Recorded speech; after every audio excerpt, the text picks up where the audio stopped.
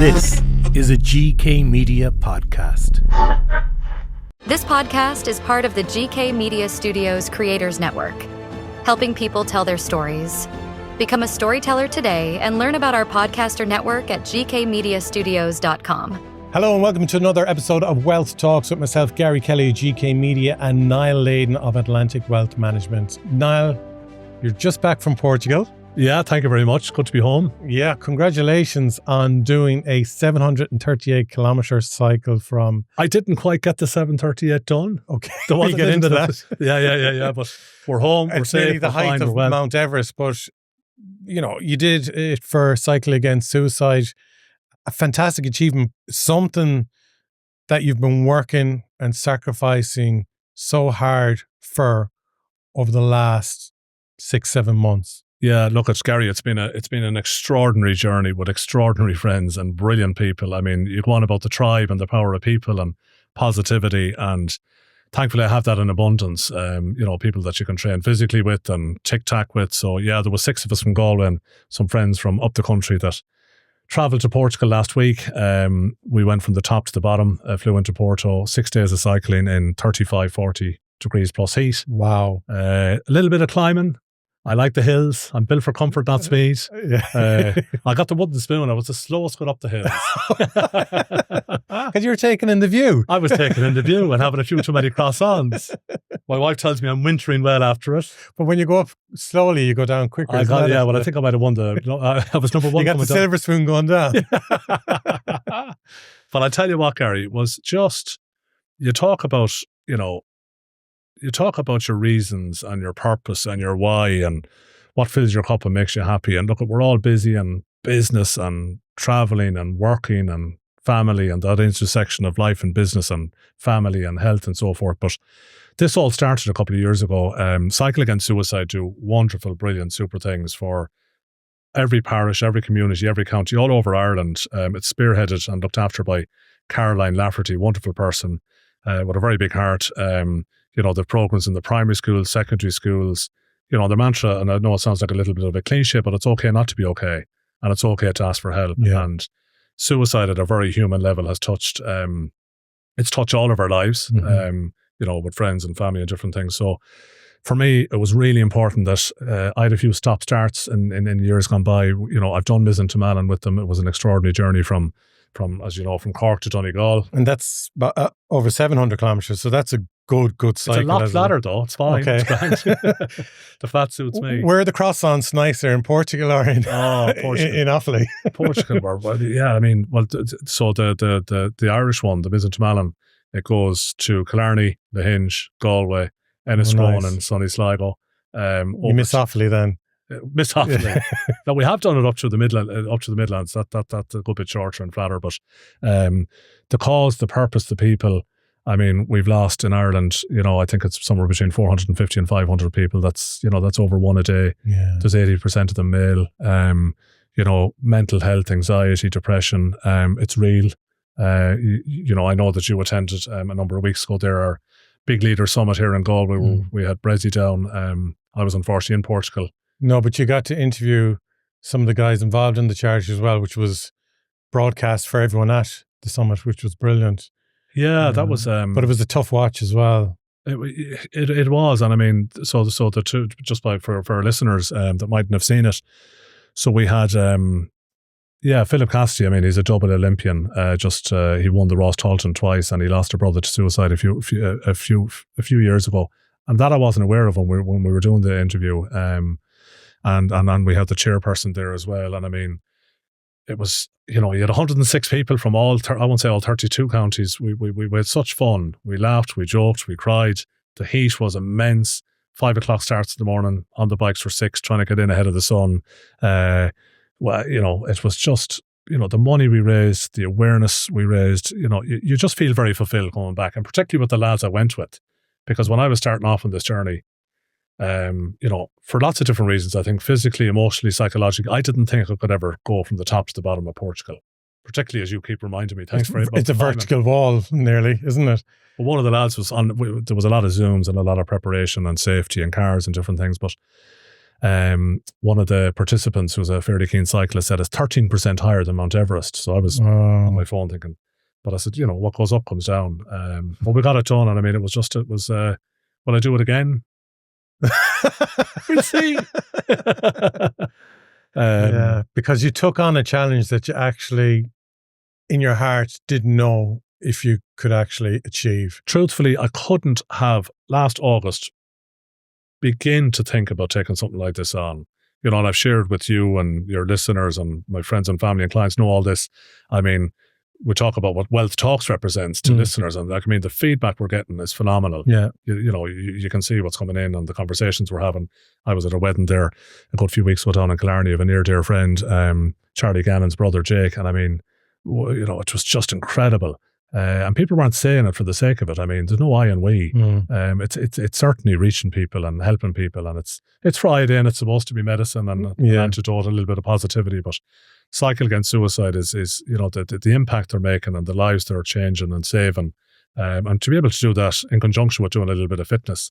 So yeah, it was. I won't say a dream becoming a reality. There was hard yards and a lot of training, a lot of sacrifice. But it wasn't it wasn't me. It was my good lady wife and two wonderful kids. But it was the lads. But eating your eggs and your avocados and taking your amino acids and going to bed early and getting up early and going in the sea and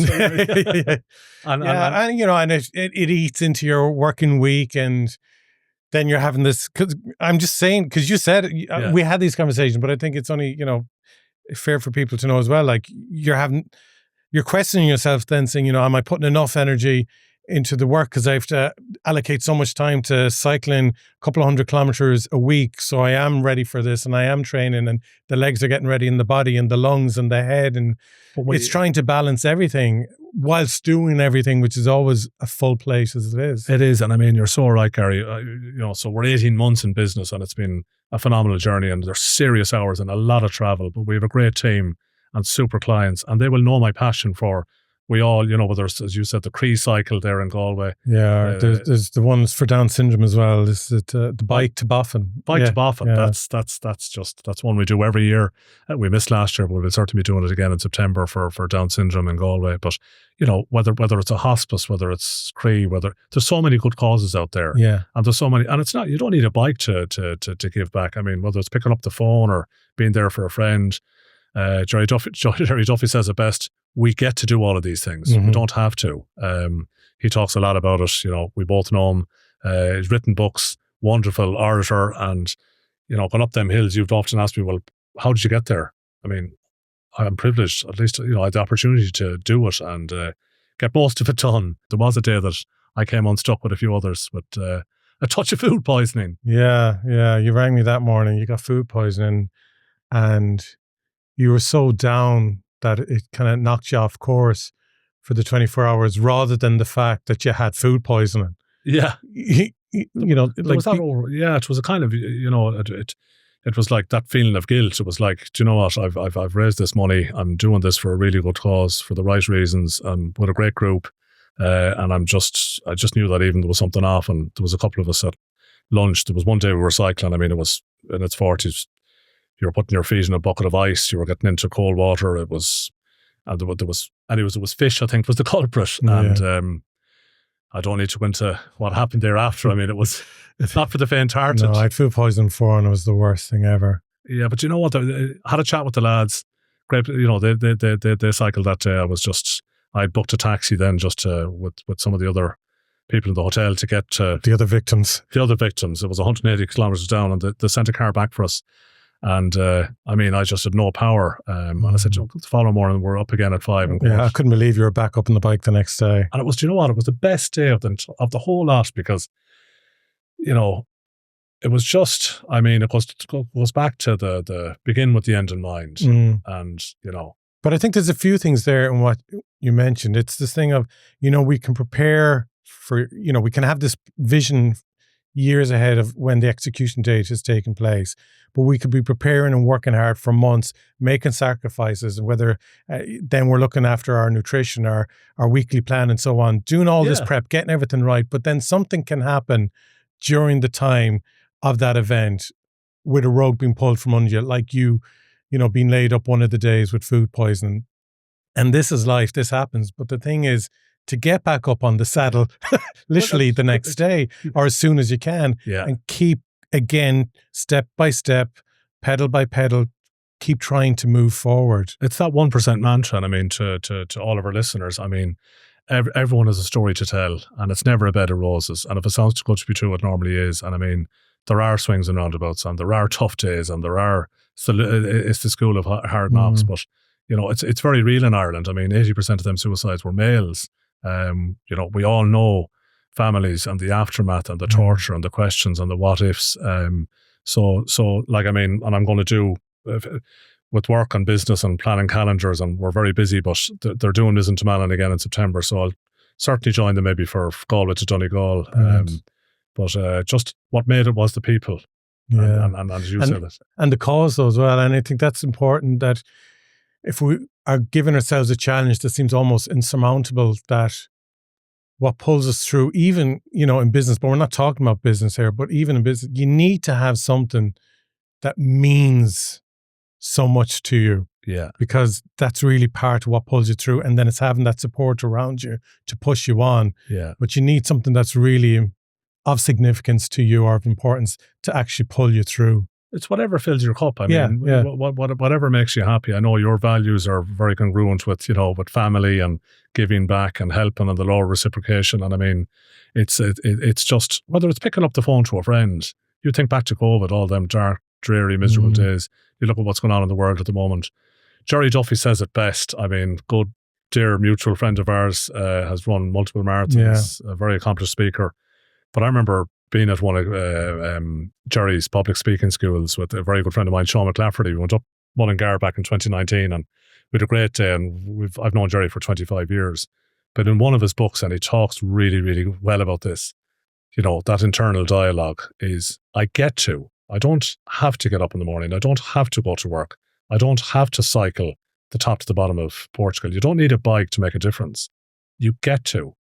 So, I mean, I and you and we are enormously privileged to be able to do what we do and give back and help and mind and mentor and nurture people that just mightn't be as fortunate, because we've all had our dark days, myself included. So, because even I've heard people saying, "Oh, I have to visit such a person this weekend," whether it's a parent or, you know, a sibling. But it's like, no, you get to. You get to. And you get to visit your parents. You got to go to Ibiza. You get to go to the gym. You get to come into the studio. Yeah. You get to spend time with Damien and Dylan and Amy. I mean, we really are, and I'm quite passionate about this, because even talking to the kids, and Mark is on the holidays now, Michelle is finishing up now next week, and we're going to have a decent summer. I'm going to try as best I can to be more present and be where my feet are, and maybe work a little bit less. But like, we're enormously and the Joe Schmidt piece. You asked me that question, I had to maybe think about it. It's taken me a few minutes to process it. But on the bike, and I've been thinking about this a lot since, hearing it years ago, on them quiet moments when it just felt like I'm going to, if I get off the bike, no one will see me, but I'll know. The only person I'm competing against is myself. So, what am I saying about myself to myself when I'm by myself? You got to get this done, Niall. You got to get this done. Who cares how slow you're going to be, but hopefully making a difference and getting a little bit fitter along the way. So good fun. Yeah, excellent. Well done. Fair play to you. And to everyone who was involved in that, and anyone who spends time during the year as well doing charity work.